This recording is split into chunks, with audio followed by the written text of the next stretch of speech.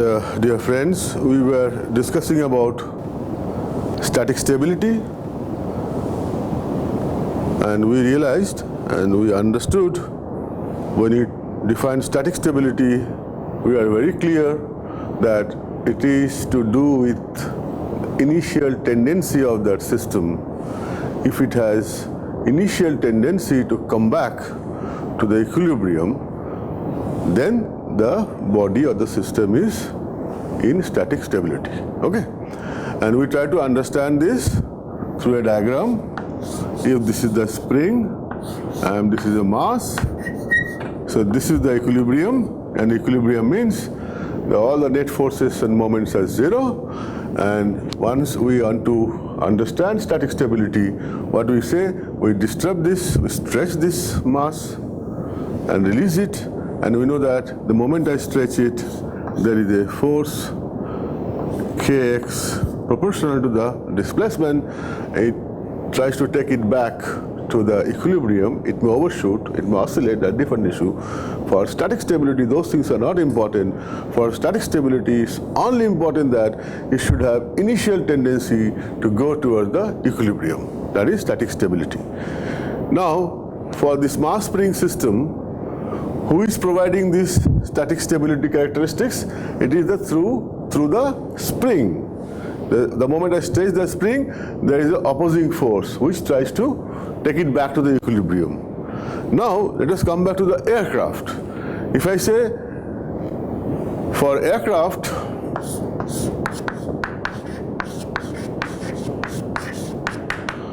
for time being, if we concentrate on the angular stability, that is, suppose the airplane is going like this, and if there is a disturbance which tries to take the attitude up, we have to check it will be statically stable if it has initial tendency to come back to the same equilibrium, okay, or to the equilibrium, that initial tendency. That means for a mass spring system, it has a spring which does all this work.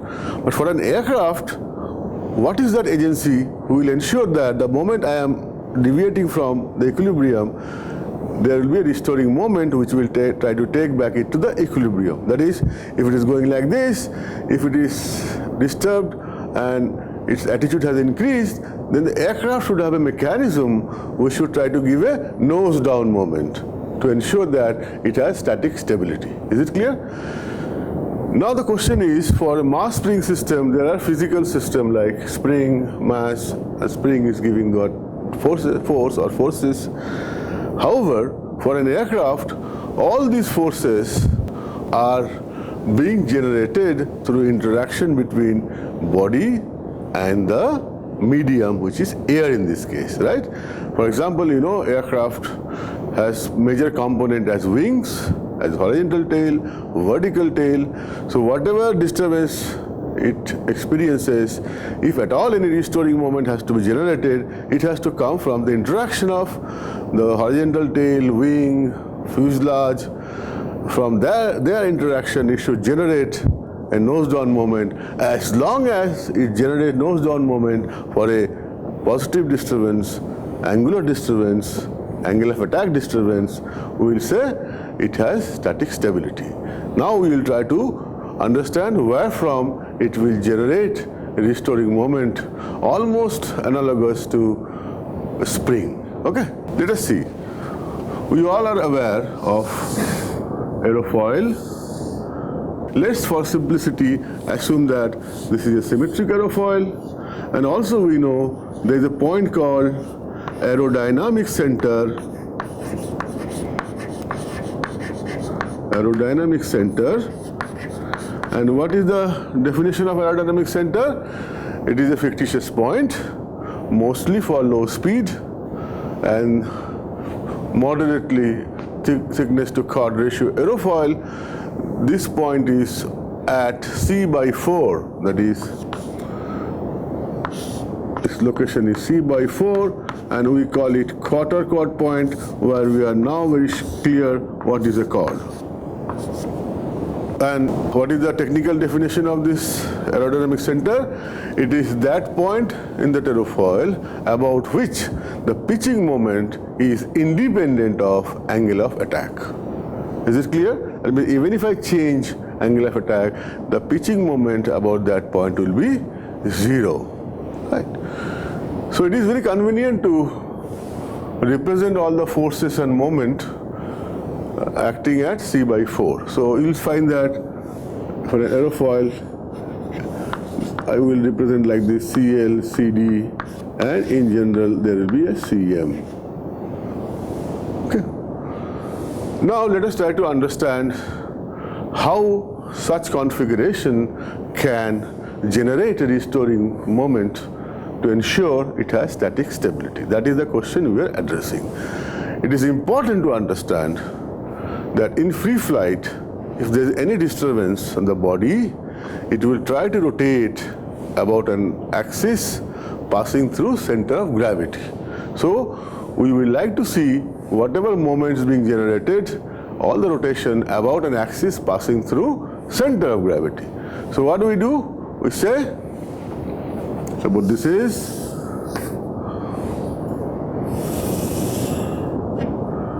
the aerofoil, and I can now imagine that this aerofoil is a cross-sectional contour of a wing. We are very clear, we have already discussed, the aerofoil is a two-dimensional concept where the flow is supposed to follow the contour. There are no lateral flows, but for a wing there will be lateral flows. But the wing contour is decided by the aerofoil. Also we know lifting characteristic of the wing also depends upon what type of aerofoil you have chosen, right? But what we are trying to focus is on stability, mostly static stability at this point. So this is aerodynamic center. Let us say this wing I want to fly. Okay, it has enough area. Now there are two positions are possible. One is, let's say, center of gravity of the wing is ahead of aerodynamic center. Correct? If this is the situation, let's see what happens. Let's say this gentleman is flying at alpha equal to alpha star, and that is the equilibrium. And because of some disturbance, delta alpha, the wing is going to respond. We are looking for its initial tendency. If there is a delta alpha disturbance, then a delta CL, I say lift coefficient or a lift, if I multiply it with dynamic pressure, will be generated, and that can be represented effectively at aerodynamic center. We have agreed on this point. Now if this is true, then what this delta CL will do? This will generate a moment, I say delta CM, about CG, which will be nose down.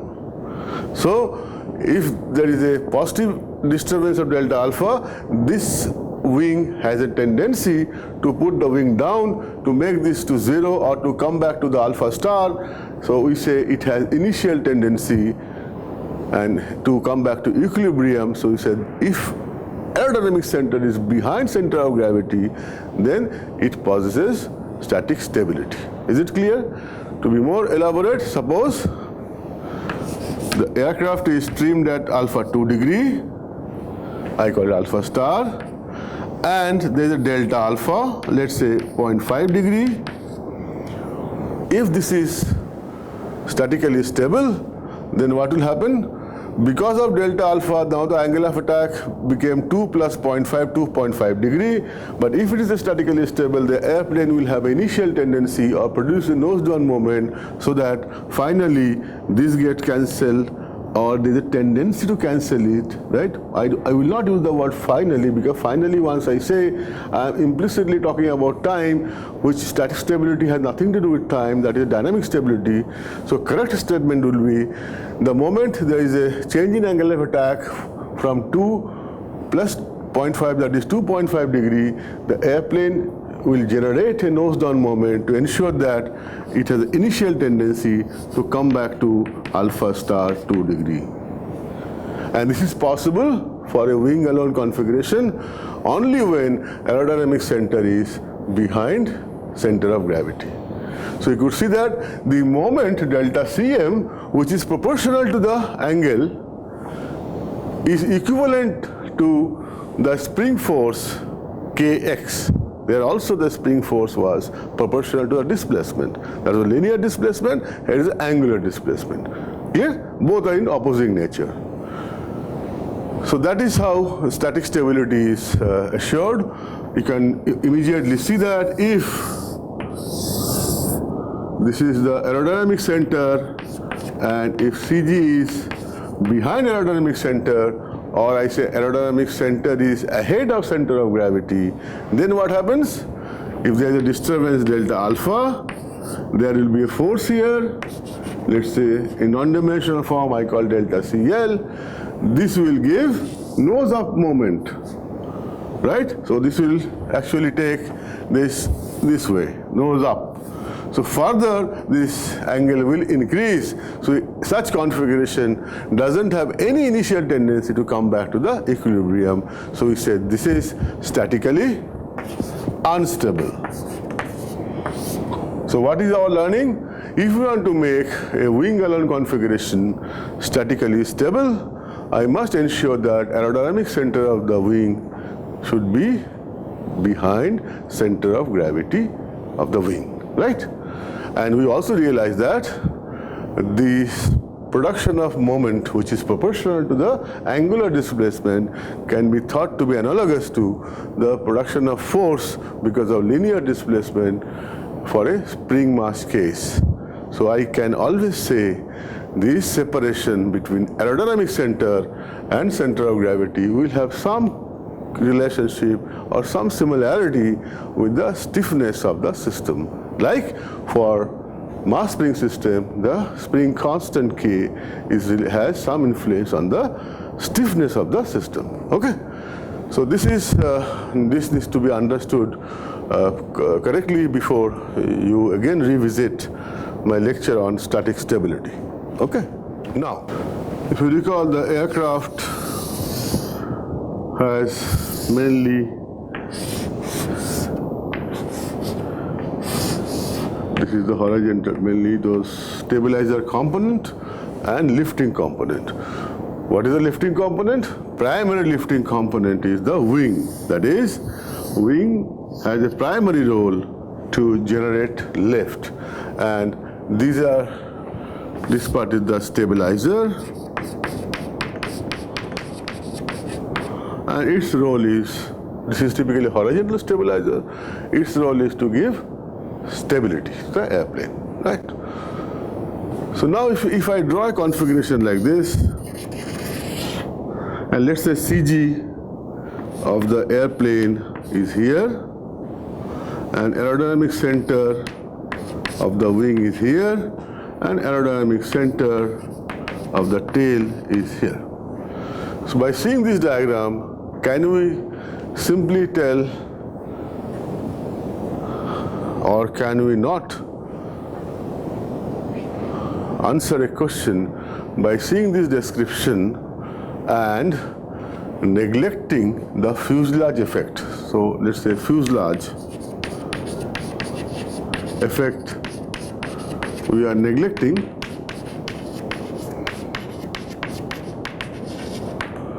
With this assumption that we are neglecting fuselage effect, by seeing the location of aerodynamic center vis-a-vis CG of the airplane. This is CG of the airplane. Please understand, when I am drawing here, this notation is, this is CG of the airplane. Earlier, since it was only wing, so I was talking about CG of the wing. But this is whole airplane. This is the CG of the airplane. Why CG of the airplane? Because airplane will rotate in free space through about an axis which passes through CG of the aircraft, right?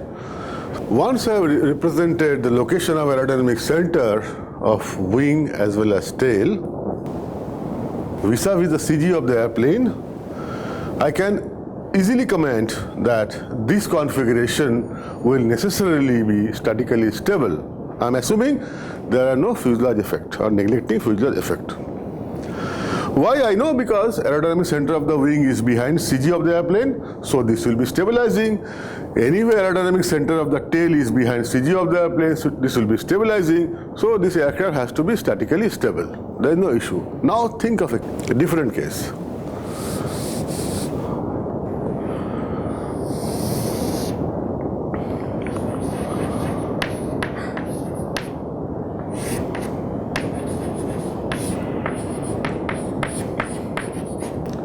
Think of a case where CG of the airplane is behind aerodynamic center of the wing. However, aerodynamic center of the tail is behind CG of the airplane. So can I directly say this aircraft will necessarily be statically stable? I am assuming that fuselage effect is neglected. Can I directly tell? Let us investigate. As far as wing is concerned, since aerodynamic center of the wing is ahead of CG, it is giving destabilizing. Okay?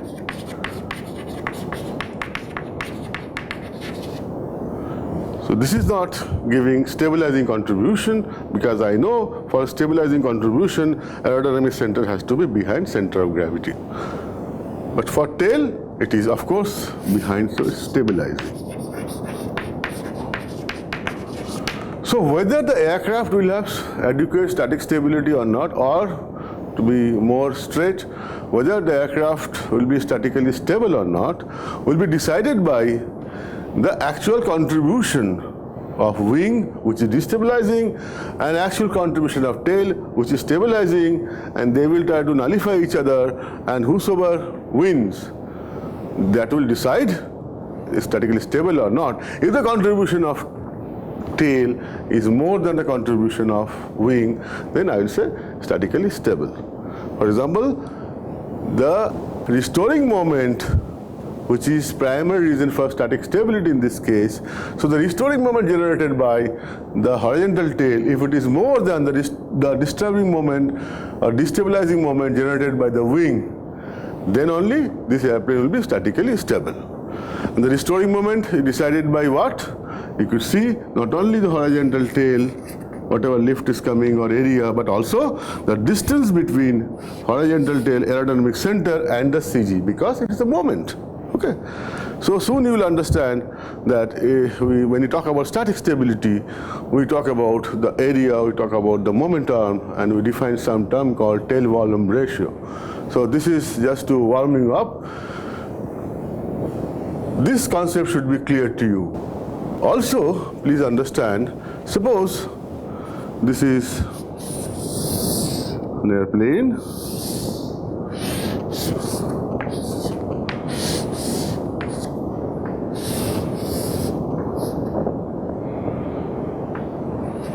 So this is CG of the aircraft, and let us see AC of wing, and of course this is AC of tail.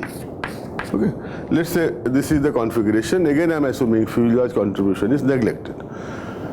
If I see this, I could easily check, yes, AC of the wing is behind CG of the aircraft, so this will give stabilizing contribution. Anyway, AC of the tail is behind the CG of the aircraft, this also will give stabilizing contribution.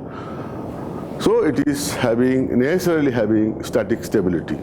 But now, suppose I add some surface here.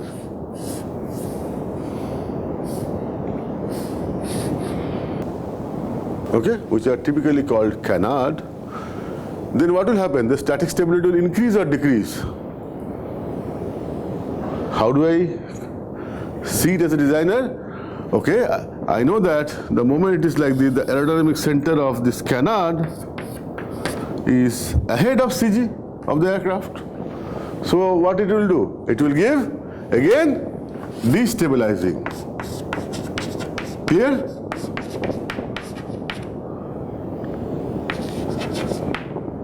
We know that aerodynamic center is ahead of center of gravity of the aircraft, so it will destabilizing. So whatever static stability it had without this Canard, now the moment I put Canard, its static stability will reduce. And if it is not properly designed, it may become unstable also, right? Statically unstable also. So this is what the scenario, and what is the gross learning for a designer, that any lifting surface, please note this importantly, any lifting surface which are located behind the center of gravity of the airplane will generate stabilizing effect. Any lifting surface which are located ahead of center of gravity will generate destabilizing contribution. If you understand this, then major part of static stability is understood. It doesn't require more than a knowledge of class 11th or 12th. You have to know how to find out the moments. Is it clear? Okay. Let us take another example before you go through those lectures. Let's say a very simple case. Let us say this is a hinge point.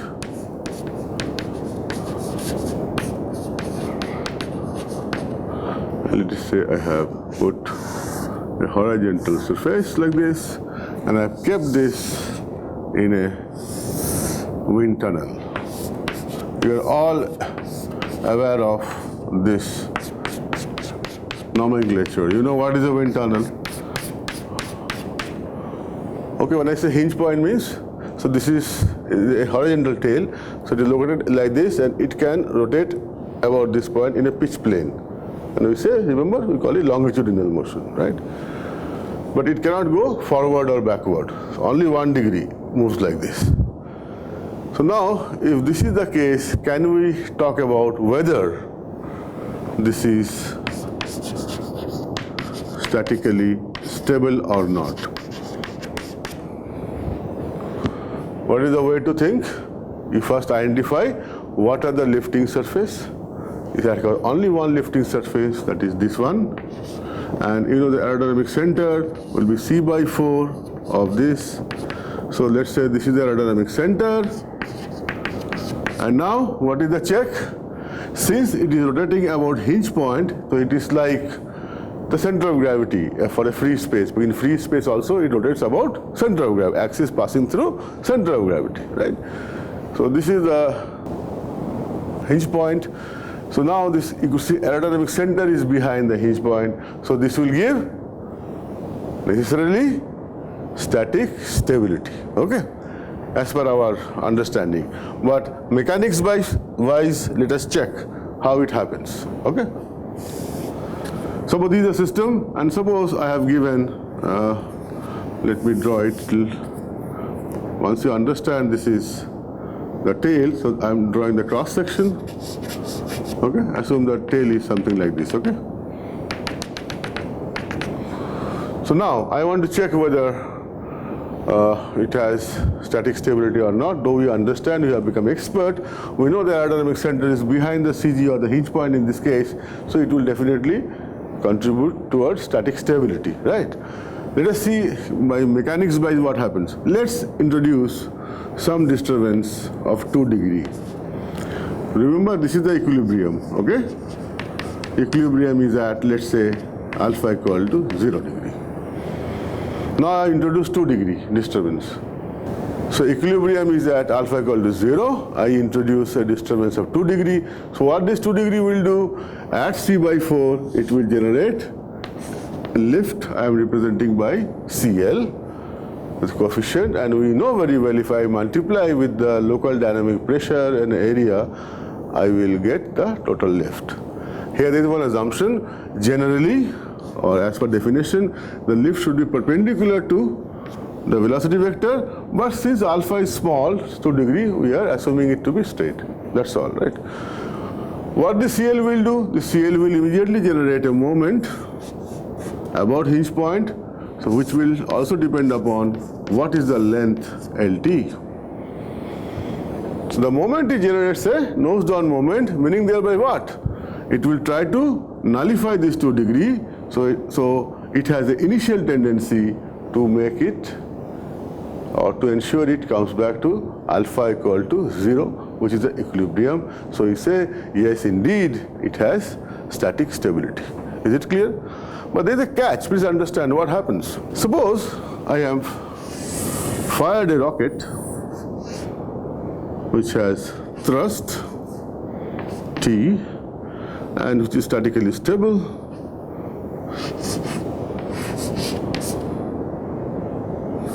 This is the CG, and this is the aerodynamic center or center of pressure for this. It's statically stable, and it was having alpha equal to, let's say, 0. Now, because of disturbance of 2 degree, what will happen? Because it is statically stable, it has initial tendency to ensure that this 2 degree becomes 0, so that the equilibrium alpha equals 0 is achieved, so it gives a nose down moment. The moment it gives a nose down moment, the rocket, initially rocket turns like this, but the thrust is on already, right? So it will have a serious effect on the range of the rocket, because which is supposed to go like this, it is now turned like this, and thrust is on, so it will, the elevation angle will change, so the range of the rocket will change. That is why it is important when you talk about stability, how much stability. So as far as static stability is concerned, it talks only about initial tendency, but it has larger influence on its sensitivity or in performance, in dispersion vis-a-vis wind. So it is very, very important. We should also clearly know how much static stability we want. And our lecture will address this question. As I told you, these are all warm-up for this course. My role is to orient you towards stability, to understand, and to have a love and hate relationship with static stability. You love it, don't love it too much. Don't hate it, okay? So how much I should love, how much I should hate, that will be decided by what do you require and how much you understand. Okay, clear? So that's why I always say static stability and control has a very tacit relationship. One has to respect it. If you don't respect, that whole relationship can break and you may lead to a disaster. Okay? Thank you.